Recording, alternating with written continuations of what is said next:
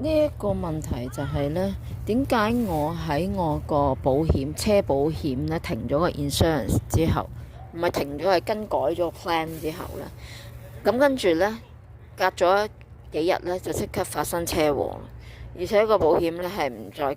受保，我呢個撞爛咗架車唔再受保啦。我而家睇翻嗰個，我同呢個保險經紀呢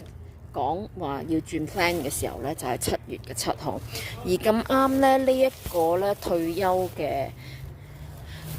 大叔呢，佢亦係77歲。咁我而家呢，有理由相信呢係根本係有牽連嘅。不理會佢係呢借咗佢嘅，咁啱得咁巧借咗佢呢個人嘅生日，定係點樣呢？佢係77歲啦，而且呢，我去開嗰間 Safeway 呢，即係今日啱啱去開嗰間 Safeway 近我茶餐廳嗰度嗰間 Safeway 呢，佢嗰個 Safeway 個 number 呢，亦都係有77呢個 number。我唔知道點解係會咁啱得咁巧啦，好明顯係，我認為就係有人有心安排嘅，故意㗎。成件事，即係可能佢當事人呢，呢個退休嘅大叔可能就唔知道